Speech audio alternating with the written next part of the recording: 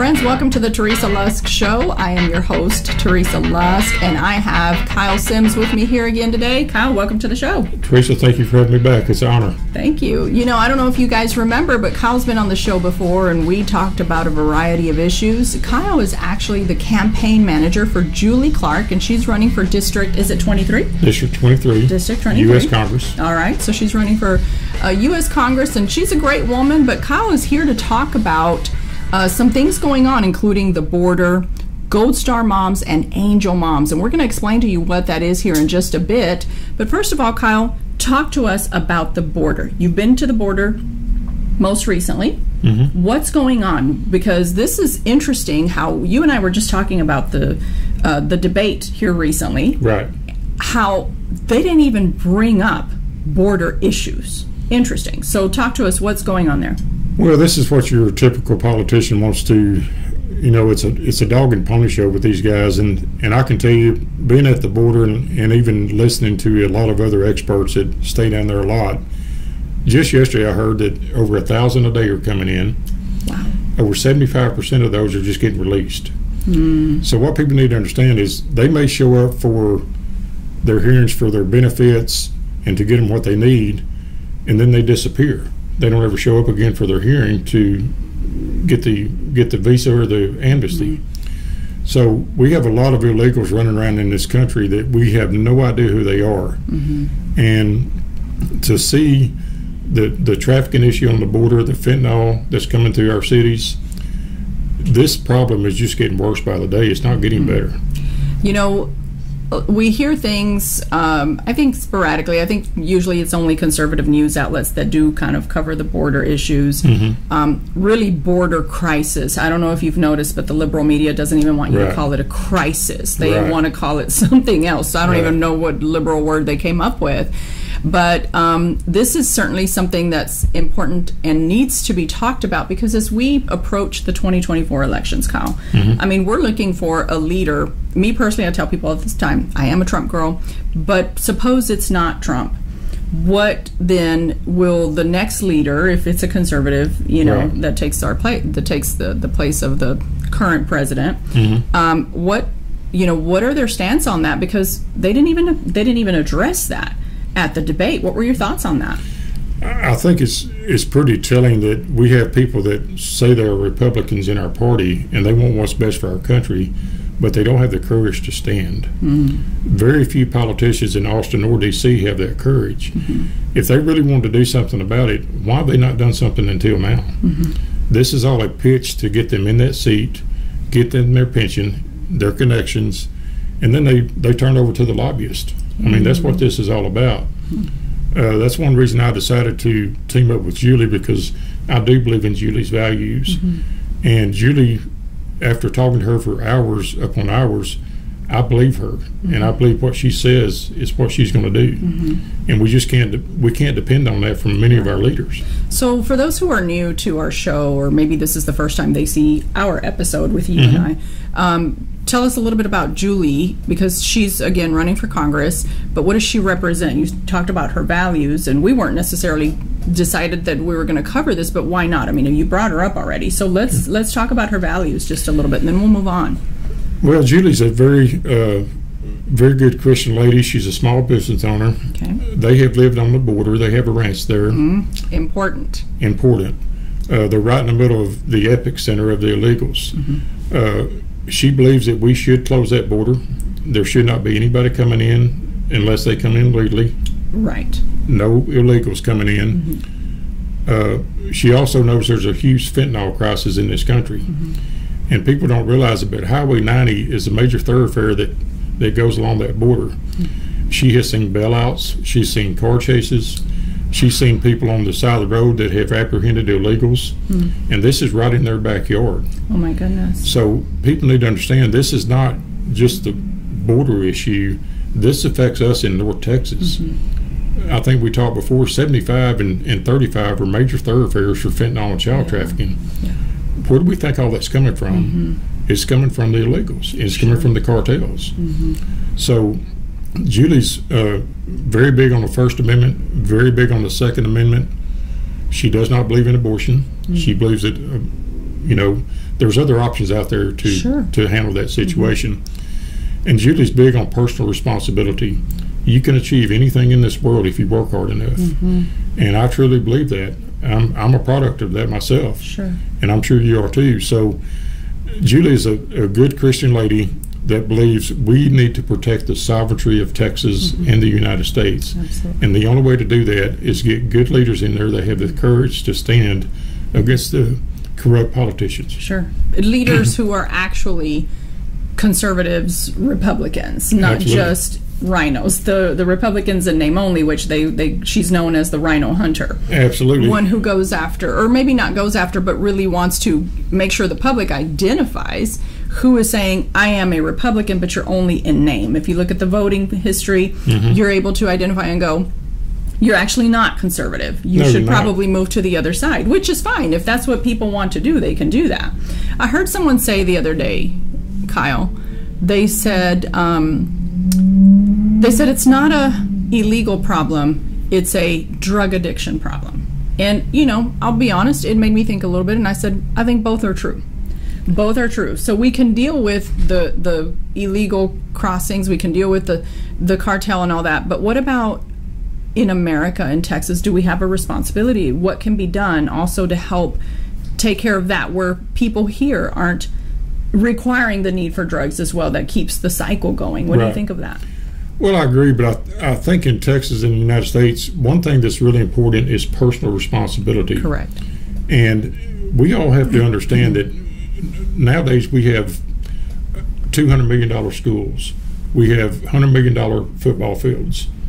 But what do we spend on education? What do we spend on mental health? That's good. These children have been brought up to have anything they want, and they don't have to ask for it. Sure. So I think until we get back to personal responsibility in this country, we're going to continue to fester this issue, and it's only going to continue to get worse. We see this with our grandchildren. We have a set of rules at our house. Those rules are to be stood by. They may not be the rules at their parents' house, sure, but it's at our house. That's right. So we try to instill values in our children and grandchildren to make them understand we're not doing this to hurt you. Yeah. We're doing this to teach you personal responsibility. Right. That's one thing we need. We're not addressing the core issue in this country. Right.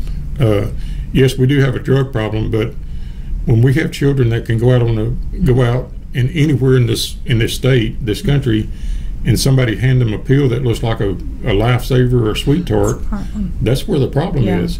Why are DAs not doing something? Why are our elected officials not talking about this?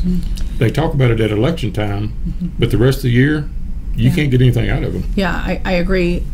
I'm of the belief that there does need to be personal responsibility in the sense of also cultivating healthy families, though, because that's where it starts, right? So yes, we have the outside problem, but also, and I think it starts with having God at the center of everything. And I think American families, what they're noticing, and even just children, and I will say this, you can raise your children really well in the godly home, and your child can still choose to do. No doubt about it. But I think that our nation has gotten away from God, has pushed God out. So we're starting to see the increase of everything that we see, of anxiety, of depression, of it's not just the other effects, because I do believe social media plays a part. Absolutely. These kids are being bullied. A lot of that is true. But also what is true is that there are a lot of parents who are making God optional. They are. And they don't understand that, listen, the part of the reason why our country is going in the direction it's going is because God is no longer the foundation of your life. You're exactly right. And, you know, I wouldn't be doing what I'm doing right now if God hadn't put me on that path. I mean, I'm not doing this for me. I'm doing it because I've been called to do it. That's right. And to make a difference in this state and in this country. You know, if parents would just take the time to research and watch what their children are doing, this country could be so much better. Just monitor your kids. You don't have to be a helicopter parent. Right. Earn that trust and let your kids earn that trust. And then you can go further with that. But we have to get back to family values, to godly values. You know, if the church is not talking about all the bad stuff going on, maybe it's time for you to find a different place to worship or speak up about it. Sure. And I find a lot of people that say, we go to church every Sunday, but our preacher doesn't talk about the drug problem or the border problem. It's political. They don't want to get into it. Why not? Yeah. Yeah. Why are we not talking about it? We're covering up an issue that's only getting worse by the day. Absolutely. I actually had another guest on, and we were talking about that, how pastors have become very afraid to take on the world's issues because they are seen as political, but they're not political. I mean, they're just, unfortunately, the politicians are the ones who are somewhat running with it, but It's really the church's responsibility to bring people to the wholeness and health of the Lord. Really, that's part of that. And churches need to get back to teaching from the Bible. Yeah. That's a big thing, too. For sure. And, I mean, there's so many different, beliefs and whatever, and it is what it is. But I think when you really have God as the center of your life, the convictions that come upon you are different. You choose to do things which affects your nation, guys. It affects your nation. It affects how your children, unfortunately, we have a whole culture that's shaping the minds of our children as a whole. So the next generation, they're going to implement the things that will affect everything, our government, our churches, everything. So it's very, very important. So, one of the things that we just want to remind you of as Kyle is here talking to us about this is he's been to the border. He's the campaign manager for Julie Clark, which requires him to spend a lot of time over where in her area, right? I mean, Absolutely. So you're there all the time. You're watching this. Don't let the media let you forget that there is a border crisis, and it is a crisis, guys. I don't care what the liberal media wants to call it. It is a crisis, and not just for us, guys, but for them. Have you seen the footage of them laying out on the streets and what have you? Even that is sad. If you don't have God in your heart, you'll look at that and go, whatever. But even that ought to break your heart. Even though they're doing it illegally, it has to break your heart to go, what are you doing? It does. And, not only the illegals we're dealing with, now we're dealing with homeless veterans. Yeah. We're not dealing with any of this stuff. That's true. We're letting these cities be run over by people sleeping on the sidewalks. And yet we're worried about a lot of other stuff that really doesn't matter. That's been an issue for many years, though. The homeless veterans, that's never gotten addressed. And I will say this, Kyle, never does. That goes for the church as well. Can we just say, ouch, and go, that's the church's issue as well. Absolutely. A lot of it, you mentioned earlier, mental health. Mental health is an issue. I do wish that we would take some funding and invest it in that. If we're going to invest in anything, okay, help people get some better mental health. Right. However, I do wish that mental health, the help that they would provide, I do wish that they would not just allow the mental health people be the ones, because as you know, it's a racket. It's crazy. They'll start telling you things. They'll take God out of the picture. I think it needs to be a variety of people from different backgrounds, pastors and mental health people who have some kind of healthy educational background, something to put that together. Wouldn't that be amazing? It would, and get the politicians out of the picture. Yeah. Let everyday Americans address this issue. But if we are putting these veterans, when they get out of service, they got PTSD, even the homeless that have drug issues. Yeah. Why are we still giving them drugs? Why are we not opening up detox centers and trying to help these folks get their life straight? Why do we not offer job programs for these to get them back on their feet? Right. Those are the issues that no politician wants to talk about. It's a very, very touchy subject with them, and they don't want to touch it. Right. Have you seen the footage as well, where these liberal cities and states are starting to flip out because of the immigrant problem that they're getting? It's just interesting that it's taken them this long to understand this would be, surely you could have seen this would be the effect of you just allowing anything to happen. I don't know what their thinking is, but I do think that they didn't think it would ever come to their city. That's true. And so we have a governor that has started sending them to different parts of the country. And now they're starting to reap the benefits of what they've been preaching. Right. They're starting to it's starting to catch up with them. Yeah. And now what do they want to do about it? Nothing. Yeah. They want more money from the federal government. Well, what's more money going to do when you put them up in 5-star hotels? Yeah. How are you helping them? Which is why I'm all for politicians being held accountable more. Absolutely. I had a guest recently who she's running this movement of holding the judiciary accountable, and I'm like, why can't we apply this to these politicians, regardless of Republican or Democrat? Can we just be very honest about that? We can, if people would step up and speak out. Yeah. And we're starting to see a movement that I've never seen before. People are getting really angry. People are fed up. More people are speaking up. On both sides? On both sides, but I would say a lot of conservatives are saying, hey, this is enough. We're basically drowning this country in drugs and illegals and corruption. It's time for us to speak up, use the Constitution to our favor, and start pushing back a little bit. And if we would all do that, man, what a change we would see in this country. I just pray it gets better, Kyle. I really do pray that where we are is nothing but a bad dream, and one day we can wake up, which leads me to the next topic. It's Gold Star Moms and Angel Moms. Can you explain to us what is that? I hadn't heard of it, forgive me, until you mentioned it.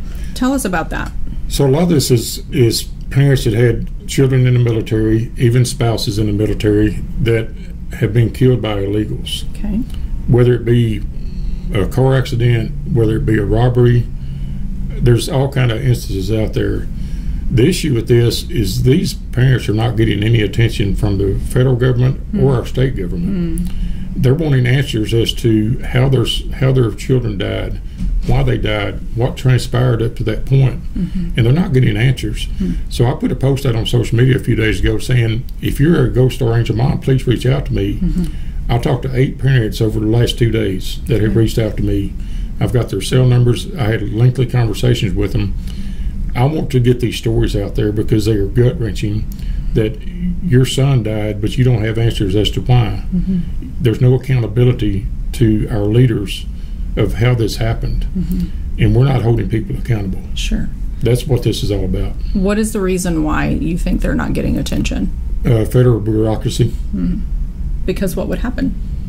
What would happen? Somebody would have to be held accountable, and whether that be a sergeant, a general, a lieutenant, whoever it may be, there's no accountability anymore.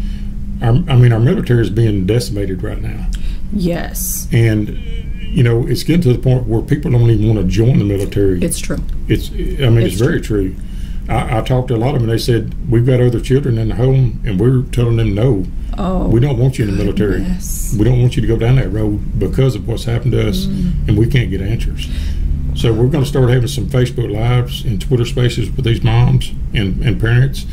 We want people to hear their stories to hopefully will activate others to get involved and understand, yes, we have a huge illegal problem, but we also have a problem with veterans that are not getting the care or the attention that they deserve. Yeah. Because without veterans, none of us would be here. Sure, of course. None of us would be here. Well, the military is such a big deal, and I feel like this current administration, actually going all the way back to Obama, if we're really honest, that's where the anti-military sentiment started to be unleashed over America. Absolutely. And now you have these military divisions or whatever promoting the crazy identity issues, transgender, whatever, into the military. There's no place for that in the military, in my opinion. I think we've got to stand strong. The military is created to protect you against enemies. Why in the world would this even be something that plays a part in it? So there are a lot of things that are kind of robbing the strength of the military today.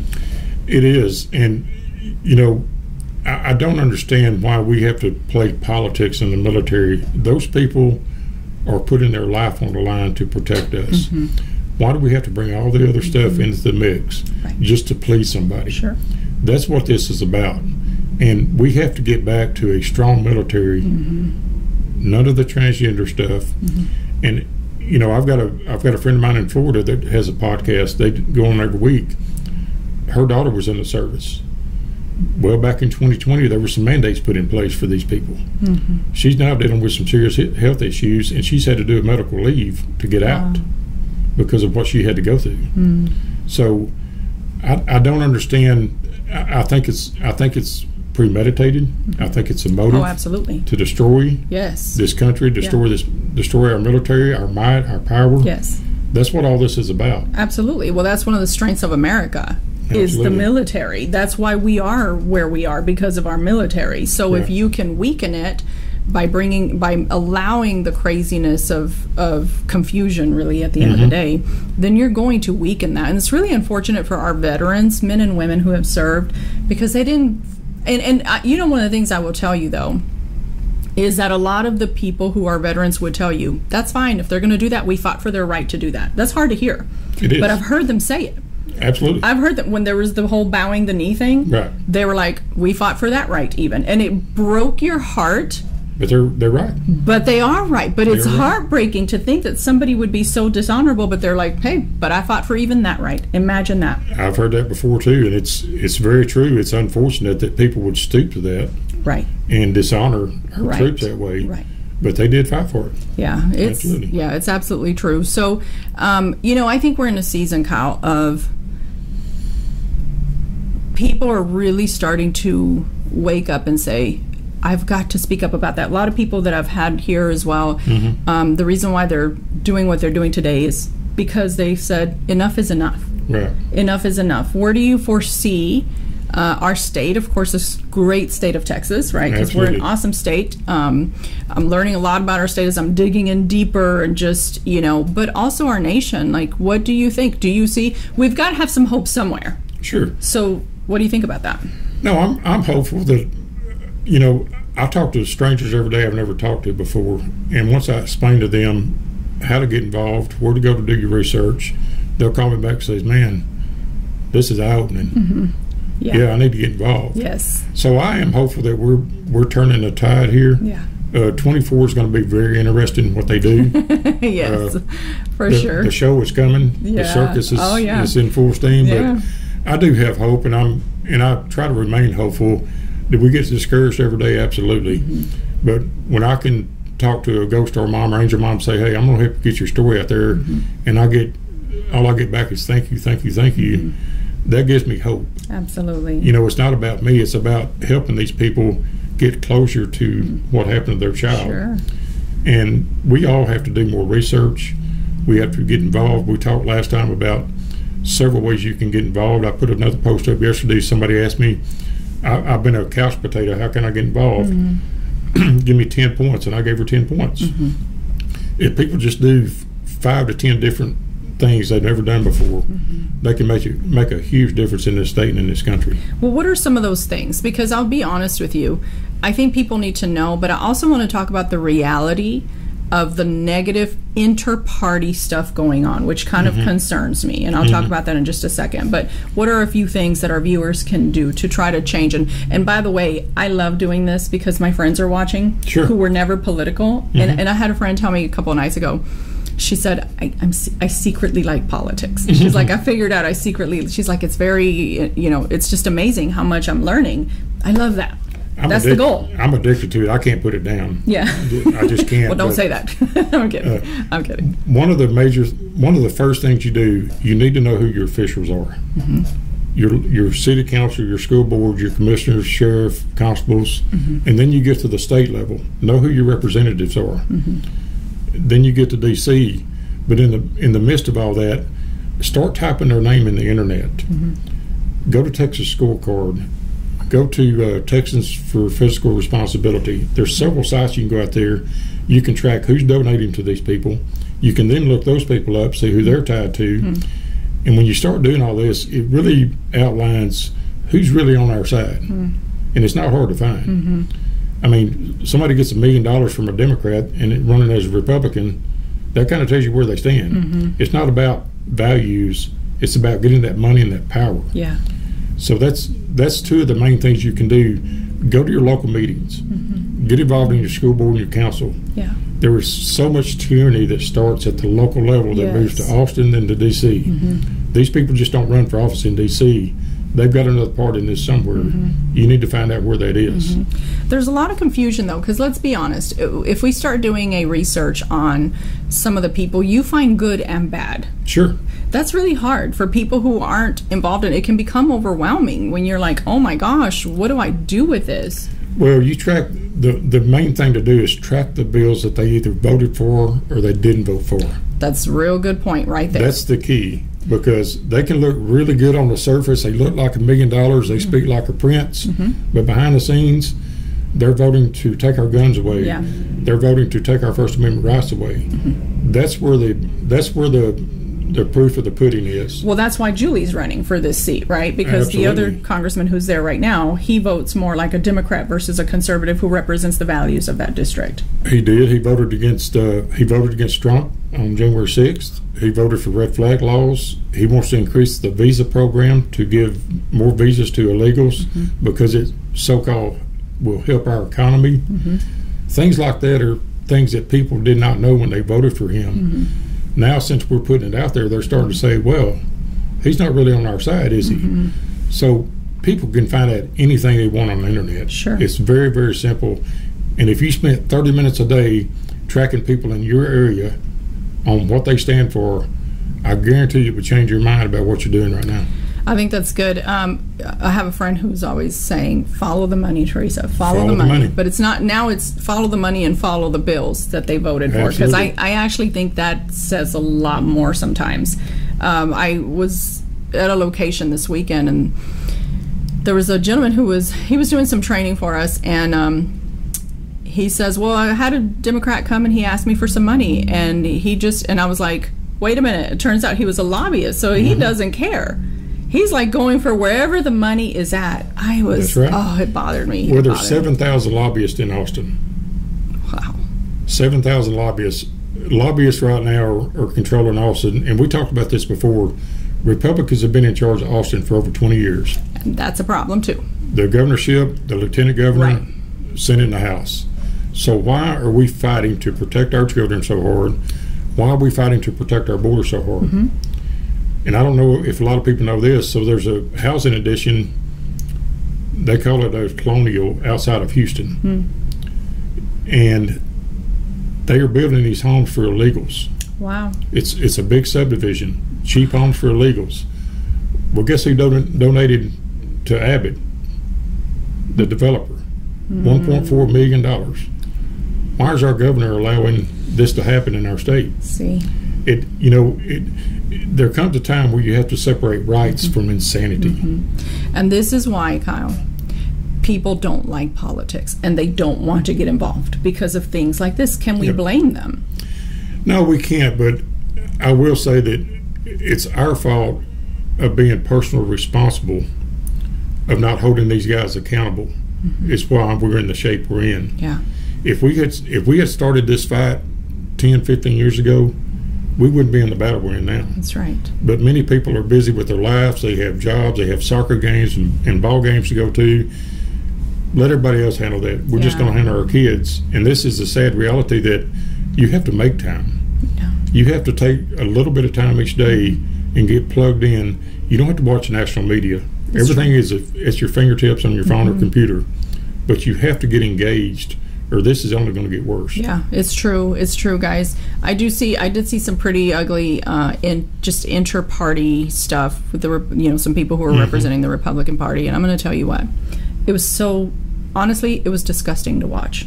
It was disgusting to watch how negative these people could be and bitter, and I'm just like, you are the problem.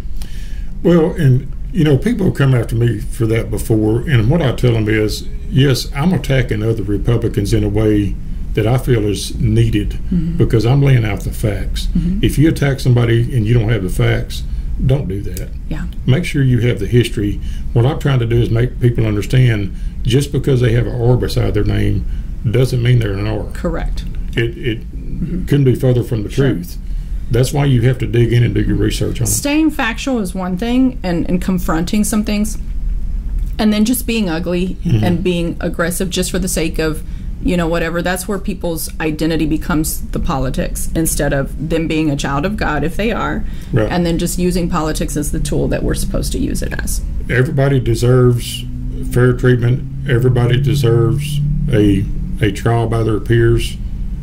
But if you've got evidence of something not right and you post that, that is your right to call that out. Yeah. And, you can keep it professional. Yes. You don't have to get all nasty and stuff on people in the party, but Yeah, stick to your facts. Yeah, yeah. That's important right there. Absolutely. Factual. Absolutely. Well, Kyle, I've had a great time talking with you about this variety of things going on right now in our state, in our nation. I was kind of disappointed that we didn't hear the debate. Mm-hmm. We didn't hear them cover the two most important things I think happening right now: the economy, correct, and the immigration crisis. It's really a shame, and that was a circus like we're typically used to seeing. Mm-hmm. It was a very unfortunate, but Trump is at the epicenter of this. And do we all like what Trump has always said? Absolutely not. Mm-hmm. But I feel that this country was in really good shape during that time. Yeah.